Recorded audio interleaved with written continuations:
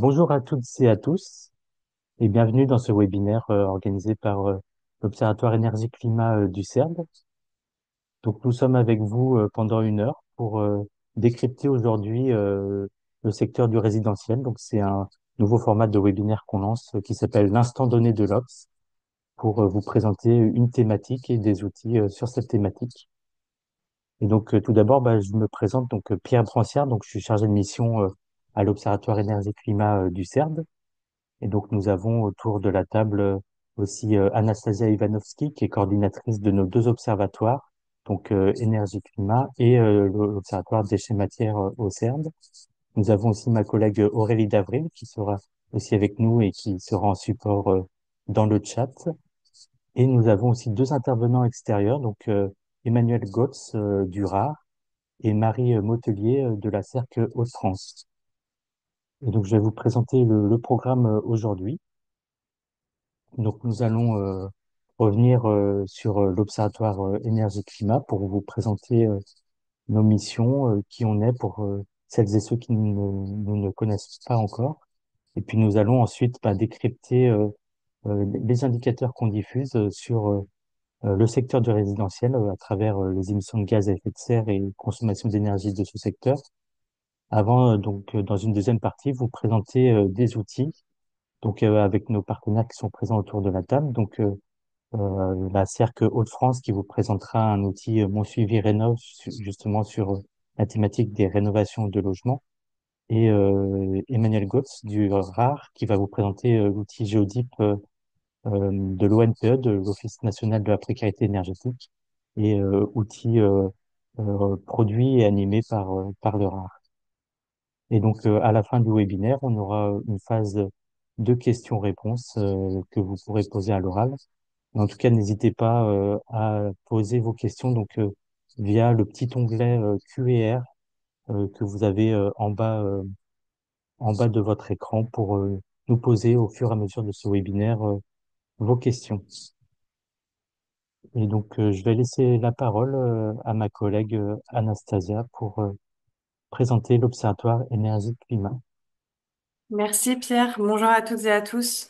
Euh, du coup, en quelques mots, je vais vous rappeler rapidement, je vais essayer de faire le plus rapidement possible, ce qu'est le CERD. Donc le CERD, on est le Centre Ressources du Développement Durable en Hauts-de-France. On est un groupement d'intérêt public et donc un groupement de moyens qui est alternativement présidé tous les 2 ans par l'État et la région Hauts-de-France. Actuellement, c'est le SGA Hauts-de-France qui est notre président, et ce pendant encore un an. On est missionné pour outiller les territoires et les accompagner pour accélérer leur transition au pluriel, parce que notre approche, c'est une vision systémique du développement durable. Et pour ça, on travaille sur 5 thématiques. Il y a tout ce qui est management des transitions avec des ressources telles que la mise en récit ou le réseau des ambassadeurs du développement durable. Il y a la thématique des transitions économiques avec les nouveaux modèles économiques et le réseau des achats publics responsables, l'alimentation durable, le climat et les déchets et la matière. On a 2 types de métiers avec tout ce qui est l'animation, l'accompagnement de réseau d'une part et l'observation d'autre part qui est plus récente. Et notre base commune, c'est la production de ressources humaines et ressources matérielles, via différents formats comme des dossiers, mais aussi des podcasts, des vidéos, par exemple. On est 18 personnes et on est basé à Los Angeles. On existe depuis 20 ans, je ne l'ai pas précisé, mais c'est inscrit sur la diapo. On est membre du RAR, le réseau des agences régionales de l'environnement et de l'énergie. Emmanuel, tout à l'heure, vous en dira quelques mots, donc je ne vais pas m'attarder. Euh, Au niveau de l'Observatoire énergie-climat à proprement parler, donc on est issu de la dynamique climat et on a été créé en 2012 par l'État, la région, l'ADEME et les départements du Nord et du Pas-de-Calais à l'origine. Le portage de cet observatoire et l'animation a été confié au CERD. Euh, voilà. Et pour réaliser nos missions qui sont donc de la collecte, du traitement, de l'analyse de données et de leur valorisation, on se base sur des partenariats techniques très forts avec des opérateurs producteurs de la donnée, comme Atmo Hauts-de-France ou Météo France.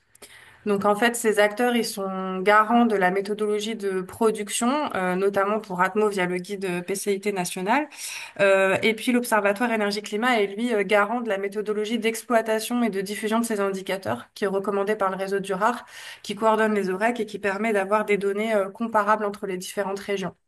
On a un rôle d'ensemblier de la donnée puisque notre périmètre d'observation va de l'état du changement climatique aux réponses apportées en passant par les pressions qui s'exercent sur le climat. Donc on y retrouve là-dedans des indicateurs tels que l'évolution des paramètres météorologiques, l'exposition aux risques météosensibles, les consommations d'énergie par secteur d'activité, les émissions de gaz à effet de serre ou encore les productions d'énergie renouvelable. Et donc on est notamment producteur du bilan énergie renouvelable en région. On a trois objectifs qui nous sont confiés. La première, c'est de faciliter l'accès aux données qui font référence en fait sur les thématiques énergie-climat en région. On est outil d'aide à la décision, donc c'est-à-dire on va rendre pédagogique ces données avec des analyses notamment à l'échelle régionale pour venir alimenter le SRADET, par exemple. Et on anime un réseau d'acteurs autour de l'observation énergie-climat, notamment à travers notre comité des partenaires annuel.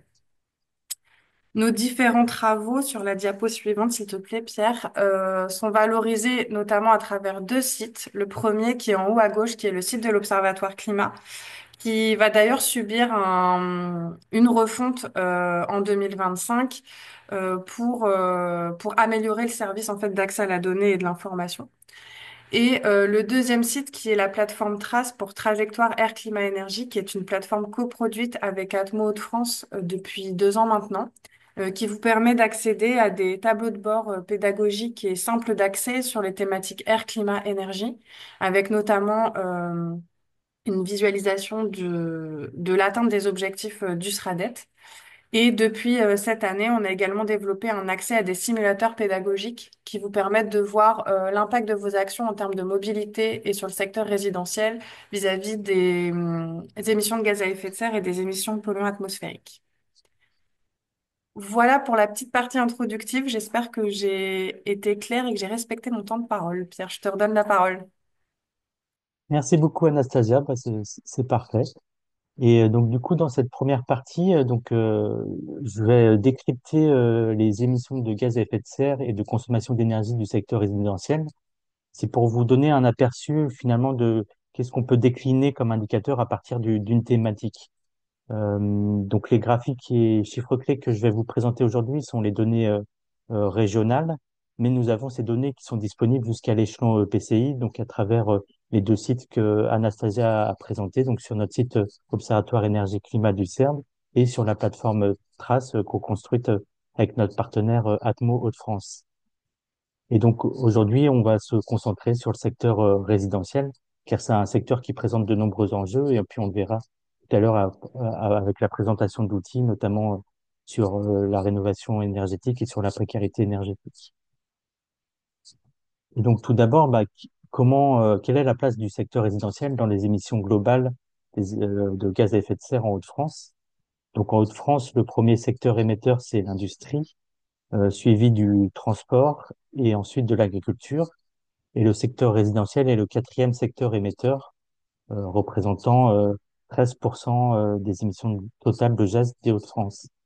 Et donc, c'est le quatrième secteur. Et donc, si on rapporte ce chiffre à l'habitant, on est à 1 tonne équivalent CO2 par habitant sur ces émissions du résidentiel. Et finalement, si on compare avec les émissions françaises, donc la grande différence entre la France et les Hauts-de-France, donc c'est le poids de l'industrie en France qui est le premier secteur émetteur. Au national, donc c'est le transport qui est le premier secteur, suivi de l'industrie et de l'agriculture. Et sur le secteur résidentiel, cela représente à peu près la même part, avec 14% pour la France.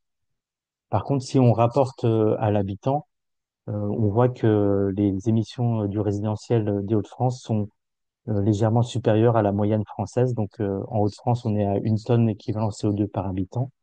Et en France, on est à 0,8 tonnes équivalent CO2 par habitant.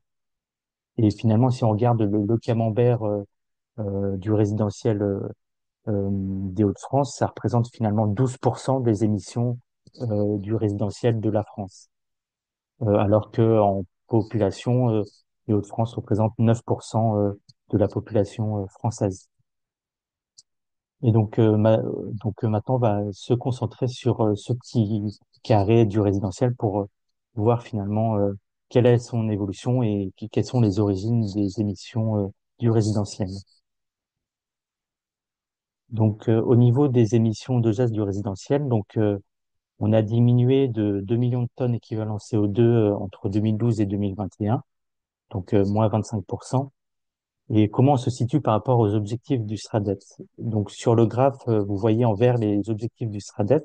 Donc c'est les objectifs de la version modifiée qui a été adoptée tout récemment le 21 novembre en plénière. Et c'était pour euh, se recaler, enfin il y avait toute une phase de modification de ces objectifs pour se recaler aux différentes lois nationales. Et donc en 2021, on a quasiment atteint l'objectif. L'objectif était de 5,7 millions de tonnes équivalent CO2 et en 2021, on a atteint 6,2 millions de tonnes. Et donc, les objectifs fixés dans le SRADET pour 2026 sont d'atteindre 4 millions de tonnes, en 2031, 2 millions de tonnes et en 2050 de quasiment plus avoir d'émissions de ce secteur résidentiel. Et finalement, pour comprendre cette évolution, il faut décrypter qu'est-ce qui émet dans ce secteur résidentiel. Et donc pour cela, on va regarder les émissions de gaz par usage dans ce secteur-là. Et donc au final, 98% des émissions du résidentiel sont liées aux consommations d'énergie pour les différents usages des bâtiments, et donc des bâtiments résidentiels en l'occurrence. Et donc le principal usage, on voit ici sur le camembert, c'est l'usage pour le chauffage, donc toutes les émissions de gaz à effet de serre provenant de l'utilisation des énergies pour nos différents appareils de chauffage.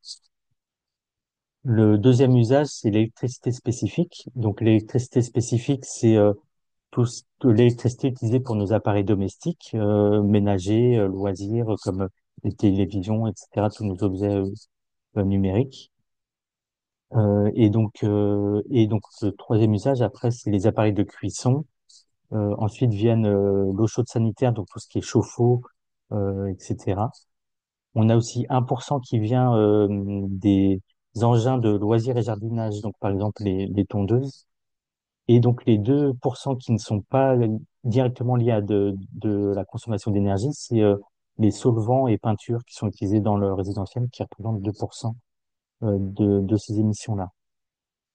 Et donc ce qu'il faut retenir, c'est que le principal usage, c'est les consommations d'énergie pour le chauffage. Et donc du coup, comment on peut réduire ces émissions de gaz? Donc, finalement, en agissant sur la consommation d'énergie. Et pour cela, on peut agir de deux manières. La première, c'est de réduire en volume les consommations d'énergie. Et la deuxième, c'est de décarboner ce mix énergétique.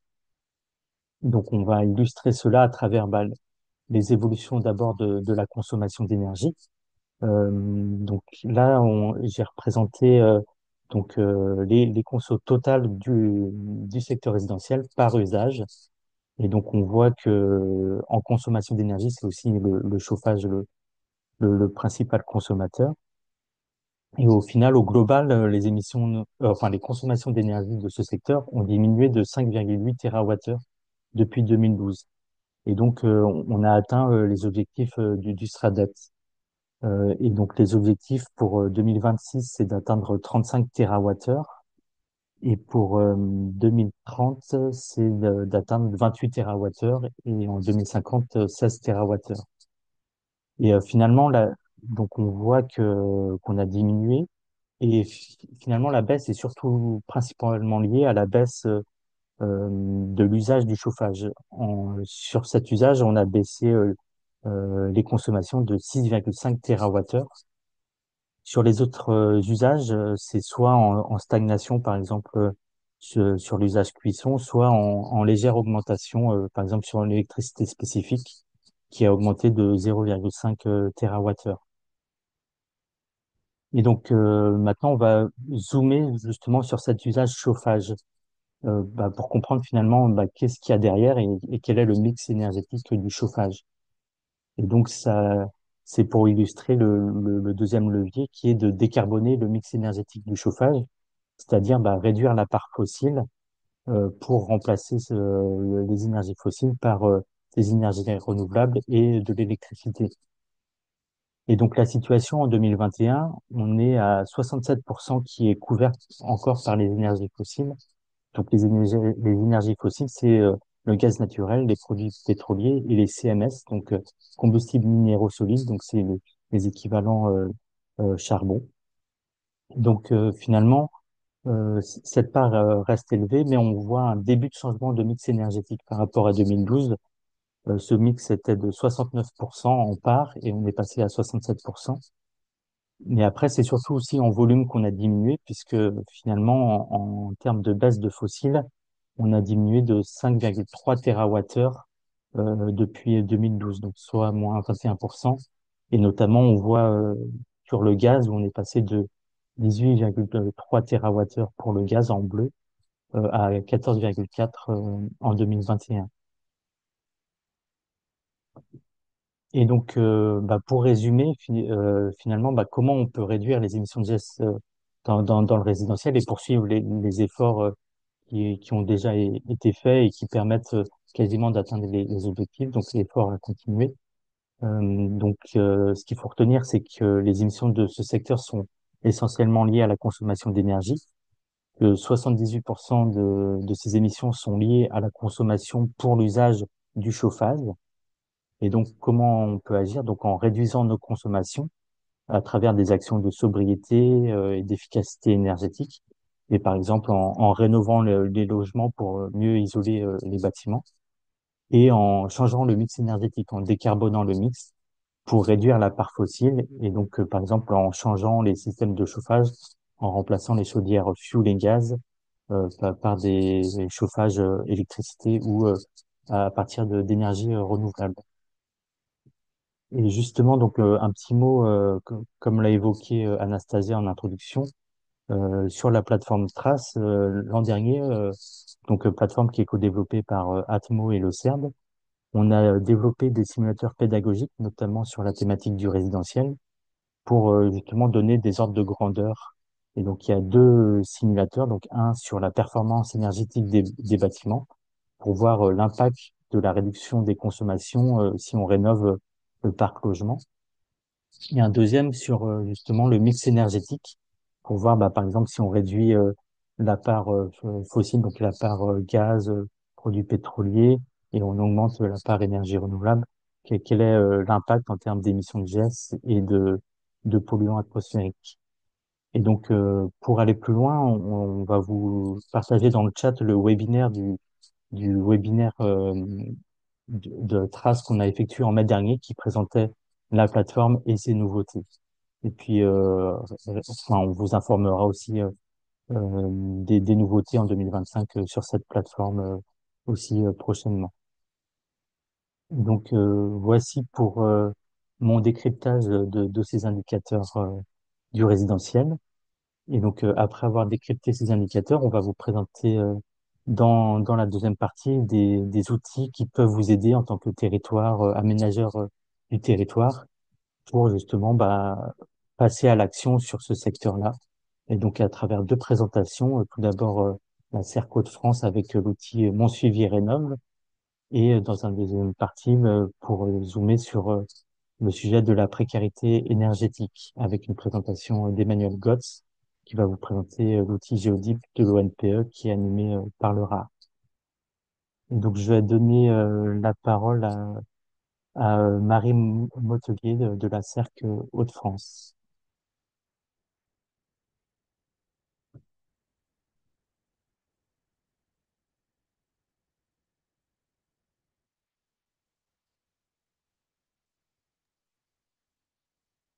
Hier, si Marie est pas là, on commence Ah, avec Emmanuel.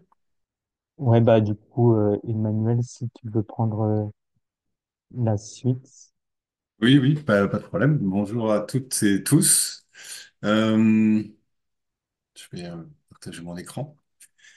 Donc, Emmanuel Goetz, du RAR. Confirmez-moi juste que vous voyez bien mon écran. Est-ce que c'est Oui, bon? c'est bon, oui. Ok. Du coup, Anastasia l'a présenté tout à l'heure, le RAR est donc le réseau des agences régionales de l'environnement. Et donc, a un rôle un peu de fédération, parfois de coordination méthodologique, ça a été évoqué, de plusieurs acteurs régionaux de la transition écologique, notamment parmi les quelques 21 ou 22 membres, il y a un noyau des 16 observatoires régionaux énergie-climat, dont celui du CERD. Et les grands objectifs, c'est de valoriser les compétences territoriales auprès des acteurs nationaux, et puis aussi de contribuer à différents projets nationaux, voire européens, sur différentes thématiques. C'est dans ce cadre-là que le RAR s'est impliqué dans Géodip. Géodip, depuis, je crois que ça fait une petite dizaine d'années, est un outil qui est porté par l'Observatoire national de la précarité énergétique. Donc ça, c'est un service de l'ADEME qui se veut être un outil d'observation et instrument d'analyse des politiques publiques dans le domaine de la lutte contre la précarité énergétique, au service des acteurs nationaux et territoriaux. Il publie essentiellement des tableaux de bord qui permettent de qualifier en fait le problème de la précarité énergétique, de voir dans quelle mesure c'est lié à certains types de ménages, bien sûr à certains types de logements, aux politiques de rénovation, etc. Et puis parfois lance des études particulières, notamment récemment sur la question d'excès de chaleur, puisque bien sûr la précarité énergétique c'est lié aux consommations énergétiques qui sont principalement liées aux consommations de chauffage, mais il y a aussi un sujet qui vient maintenant avec l'été.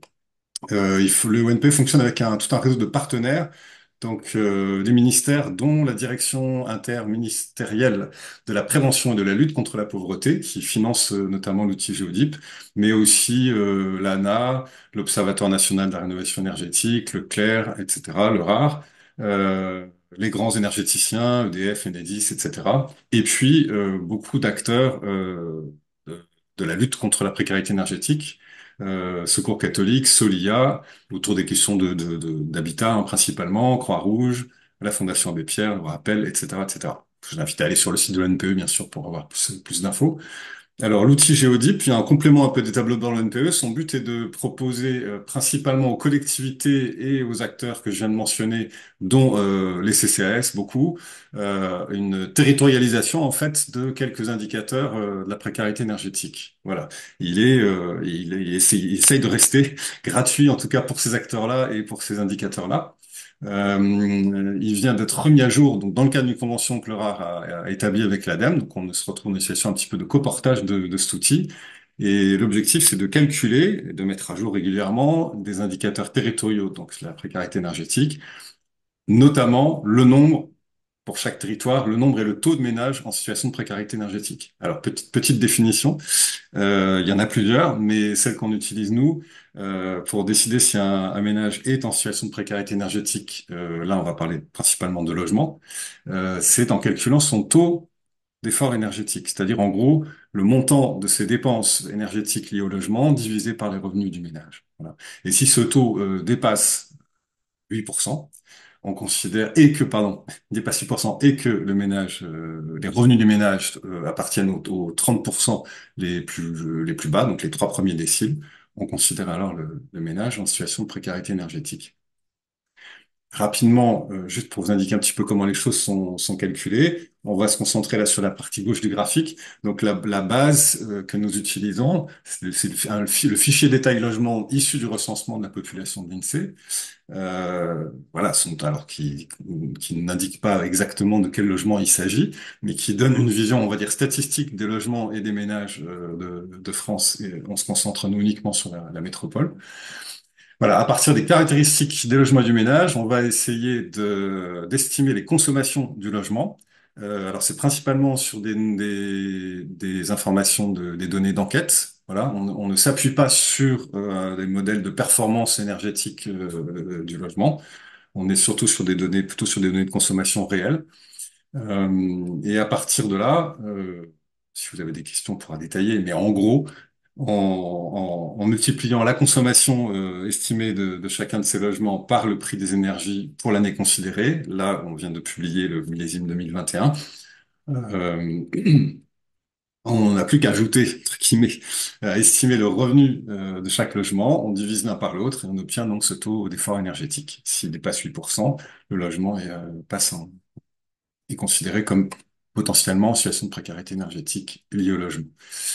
Donc cet outil gratuit, il s'accède pour ceux et celles qui ne le connaîtraient pas encore par cette URL-là, où il y a toutes les indications qu'il faut. C'est gratuit, mais sur inscription. Voilà. Donc il est vraiment dédié aux collectivités et aux acteurs locaux de la lutte contre la précarité énergétique. Donc il y a une validation, il y a parfois un petit délai. Et puis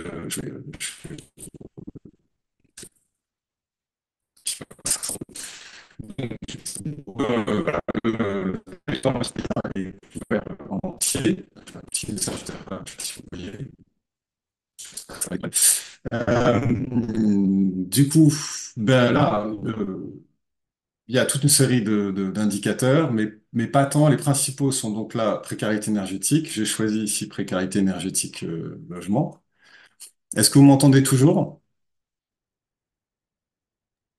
Oui, et il y a eu un petit, enfin, Ouais, on parce que t'entendait j'ai plus, un mais j'ai message l'impression que c'est revenu. apparemment de ma machine qui parle de ressources faibles. Ah, Donc je ok. me demandais si ça avait un impact. Désolé, Là, j'ai désolé l'impression pour ça. j'ai l'impression qu'on t'entend mieux. Enfin, le problème de son était Bon, entre ton ça basculement va. de diaporama à la plateforme, donc je pense qu'on t'entend mieux. Ok. Donc là, j'ai affiché donc la part des ménages en précarité énergétique logement sur le territoire français, telle qu'elle a été donc estimée par le modèle pour l'année 2021. Vous voyez qu'on est donc sur les 30% de ménages ayant les revenus de trois premiers déciles. Vous voyez qu'on a à peu près un ménage sur deux en moyenne au niveau national qui se retrouve dans cette situation-là. Voilà, avec des disparités évidemment régionales et puis locales assez fortes. Il y a clairement, puisqu'on est sur des consommations de chauffage, il y a clairement un effet climatique qui amplifie. Et donc, bah, l'intérêt de l'outil, c'est qu'on peut ensuite zoomer sur les territoires qui nous intéressent. Voilà. Donc, il faut choisir à la fois une région et puis une maille. Donc, l'outil Géodip est connu pour pouvoir donner, je vais y arriver, des informations jusqu'à la maille communale, voire l'iris, mais pas au niveau régional. Il faut descendre à ce moment-là au niveau moins départemental ou PCI pour atteindre, je vais rester raisonnable, pour atteindre les données à l'iris. Voilà, donc vous voyez, quand on zoome, on voit des disparités importantes sur les territoires. Et donc, on peut continuer à zoomer de cette manière euh, pour avoir les informations. Vous voyez qu'ici, on atteint des taux plus importants de précarité.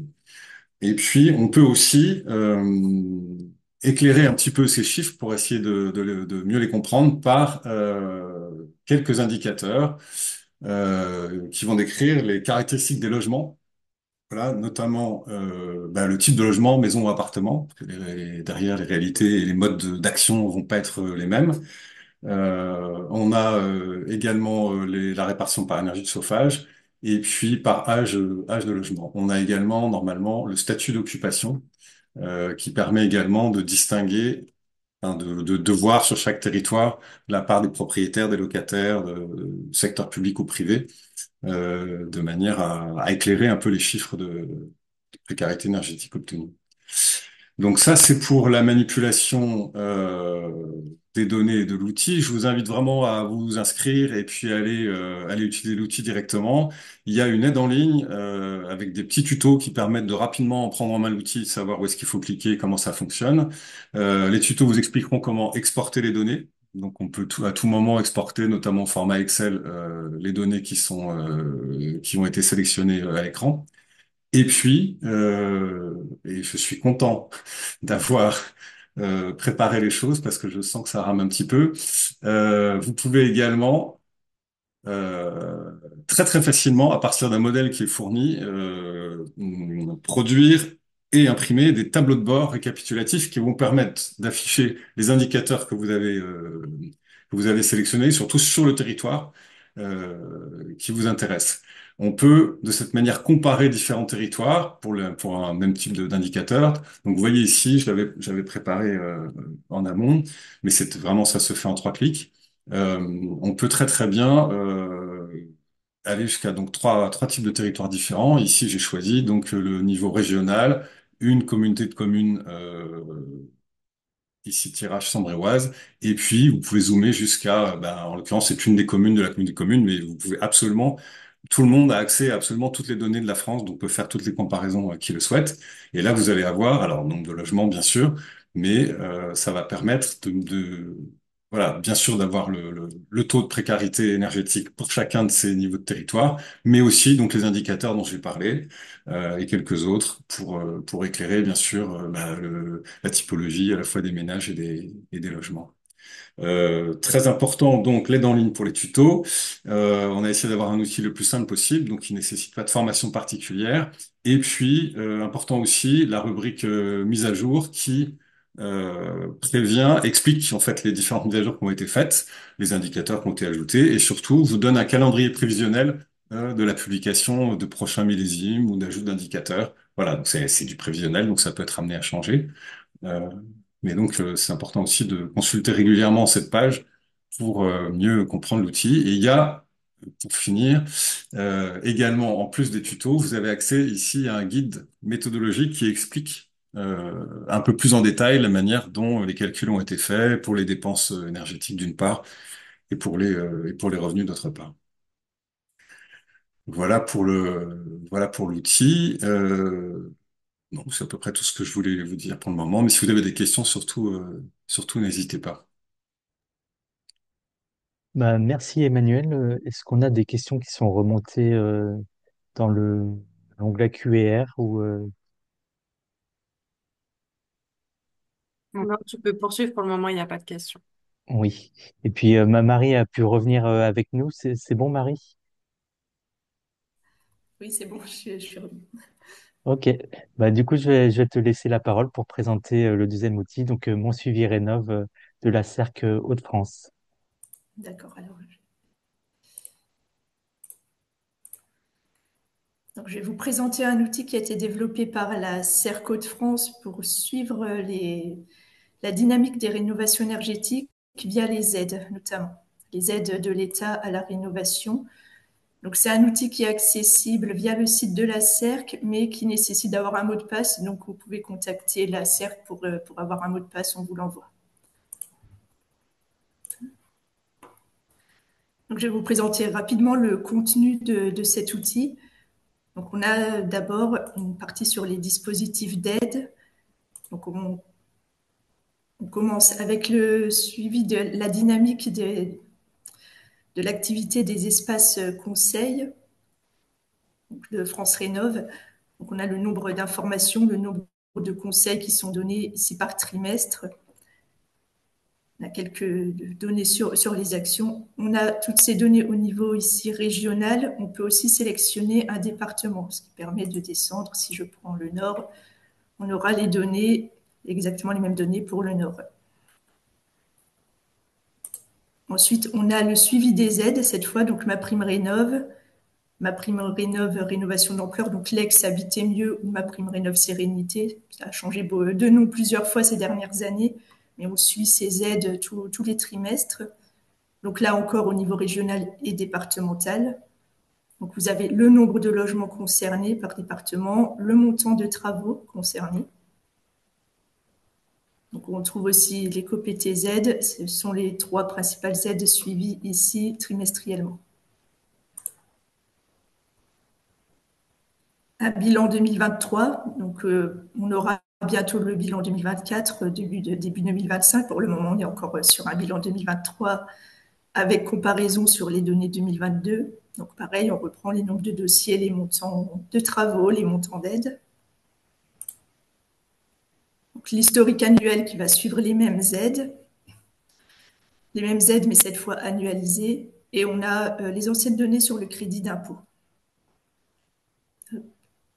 Ensuite, on a des zooms sur ma prime rénov.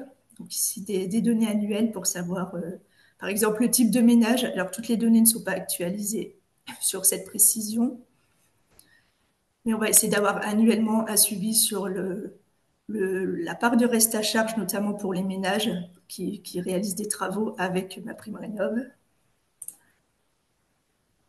on a un détail par type de travaux. Donc ici, on est au niveau régional uniquement et on retrouve tous les travaux réalisés dans le cadre de MaPrimeRénov', avec le nombre de gestes que ça représente, le montant de travaux. Donc ici, depuis 2021 et un zoom à côté sur 2024. Donc, ce qui permet de voir quel type de travaux sont le plus réalisés en région. Un petit zoom sur le parc social avec l'éco-PLS qui est une aide pour la rénovation des logements sociaux. Et pour finir sur les aides, les certificats d'économie d'énergie. Donc ici, on est sur de la donnée annuelle, disponible au niveau départemental aussi. On a un délai un peu plus long. On s'arrête à 2021 pour le moment. Les données remontent un peu plus lentement pour ces aides, mais on va quand même les suivre annuellement. Ensuite, on suit les entreprises RGE.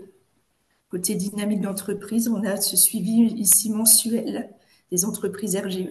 Donc, le nombre d'entreprises, les domaines de travaux pour lesquels elles sont certifiées et des petites comparaisons départementales qu'on retrouve sur la plupart des pages. Et ensuite, on est plutôt sur des données de cadrage qui permettent de faire des comparaisons. Ici, c'est le nombre d'établissements et de salariés du bâtiment au total, avec toujours cette comparaison départementale. Un petit point sur l'activité entretien rénovation en région aussi pour voir comment évolue l'activité.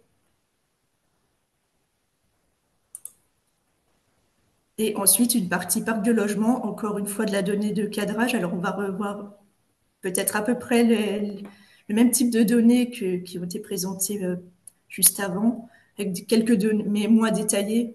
Ici, on a quelques informations sur le type de ménage et sur le parc de logement. Et ensuite, on a commencé à déployer cette année une partie territoriale. Donc la même chose, mais on va pouvoir aller un peu plus finement. Alors, on n'a pas encore toutes les données au niveau de l'EPCI, mais le but est d'avoir un maximum de données au niveau de l'EPCI à ajouter, notamment sur les aides. Donc, pour les entreprises RGE, on les a au niveau de l'EPCI, donc on va pouvoir les suivre là également. Donc, vous avez la carte avec le poids des entreprises RGE sur la totalité des établissements de bâtiments et la possibilité de sélectionner ici en haut soit le PCI qui vous intéresse, l'espace Conseil France Rénov' ou le guichet unique de l'habitat. Alors, c'est possible de taper,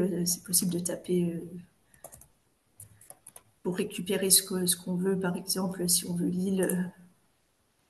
Là, on va avoir les entreprises RGE de la MEL. Alors Marie, je crois que ça a peut-être dû ouvrir un nouvel onglet parce qu'on voit, on Ah, voit vous l'avez pas. vu. Ah, mince. Enfin, ça marchait sur région et département, Oui, mais je crois oui, que sur oui, et territoire, ça oui, ouvre oui. un nouvel onglet. Je vais le rouvrir. Je vais le rouvrir, oui, ça. Alors, je ne sais pas ce qu'il y a par contre.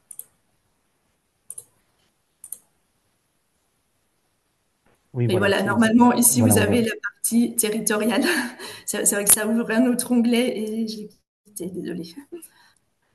Donc, la partie RGE au niveau territorial, alors, je vais remettre, alors, vous pouvez voir les comparaisons par EPCI, et avec possibilité de choisir plusieurs zones, même si je veux sélectionner plusieurs EPCI, bon, je prends au hasard, et on va avoir la donnée cumulée, et sur la carte, on aura nos zones d'emploi sélectionnées, nos zones d'emploi, EPCI plutôt, qui apparaissent.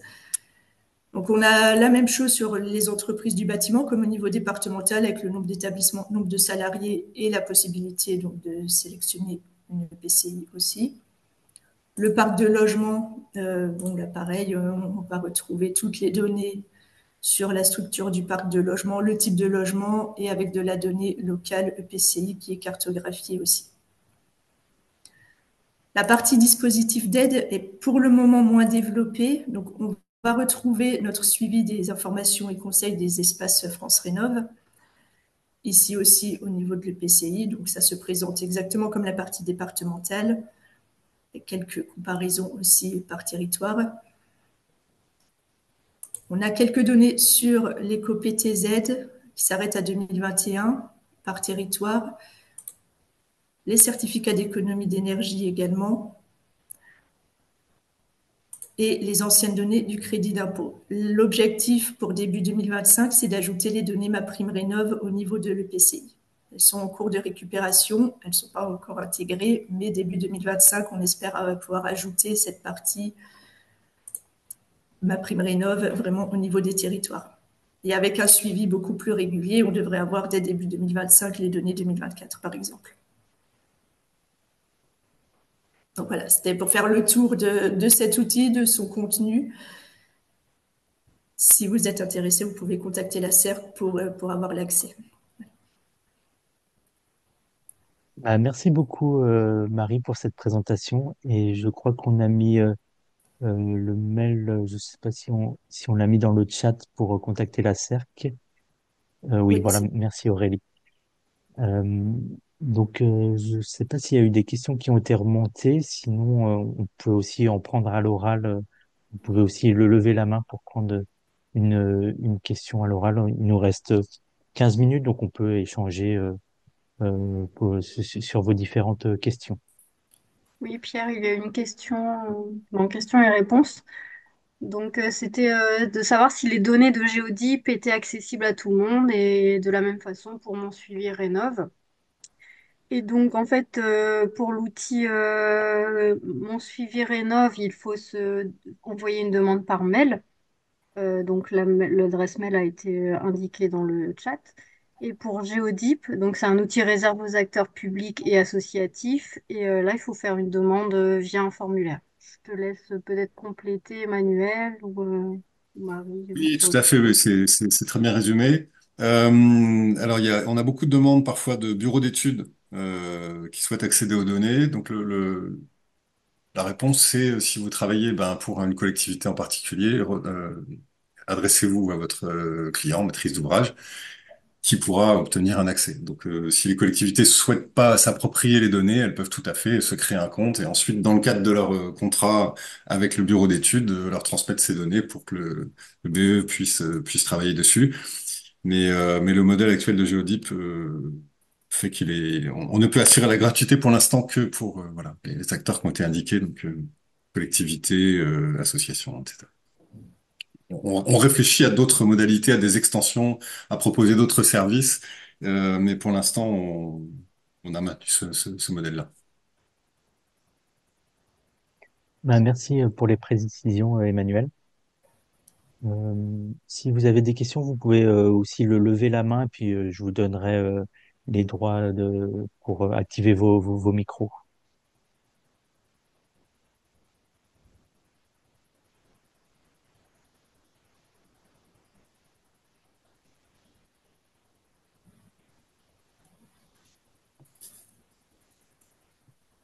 D'ailleurs, s'il n'y a pas de nouvelles questions, parce que les gens n'en ont pas posé dans le chat, ce que je te propose, c'est plutôt d'indiquer qu'on nous envoie les questions par mail et qu'on y répondra dans un second temps.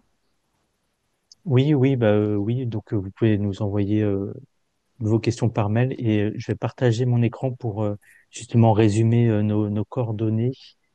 Hop.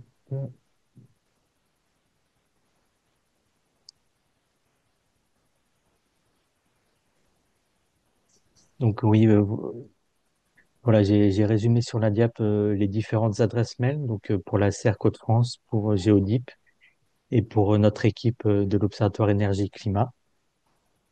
On a aussi enregistré euh,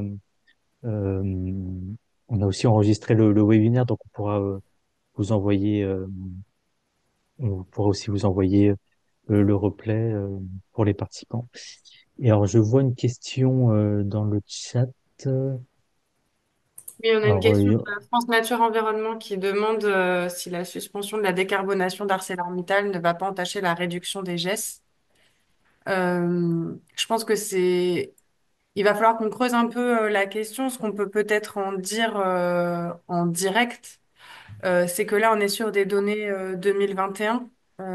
Donc du coup, ça, j'imagine que enfin, comment dire, l'impact de ça, ça sera vu pour les prochaines années, et ce sera intégré dans la méthodologie qui est réalisée par Atmo pour produire les émissions de gaz à effet de serre. Pierre, si tu veux compléter peut-être. Oui, oui, bah c'est ça. Et puis donc là aujourd'hui, on a spécifiquement zoomé sur le secteur résidentiel, mais après, si le format vous a plu, on pourra aussi zoomer sur d'autres secteurs. Et puis en tout cas, toutes les analyses régionales sont disponibles sur notre site internet.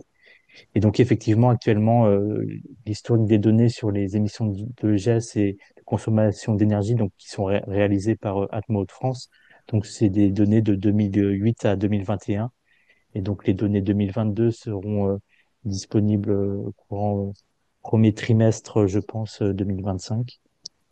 Et donc, oui, pour répondre à la question, je pense que pour l'instant, c'est difficile de voir puisque, enfin, l'objectif des inventaires, c'est de réaliser toute une méthodologie, donc sur tous les territoires. Et donc, il y a souvent un décalage de N-2, mais en tout cas, on suit ça de près pour voir justement les impacts sur les émissions de gaz. Et en tout cas, enfin, là, je vous ai présenté que les chiffres du résidentiel, mais il faut savoir qu'au global, en Hauts-de-France, tous les secteurs diminuent. Donc, sur les émissions de gaz, on a une baisse de 18% par rapport à 2012, sauf le secteur du transport qui est en augmentation. Donc, le secteur du transport augmente de 7%, et or l'industrie a diminué depuis 2012 de moins 27%. Voilà, en tout cas, n'hésitez pas à faire un tour sur notre site internet pour voir toutes les différentes analyses sur les différents secteurs.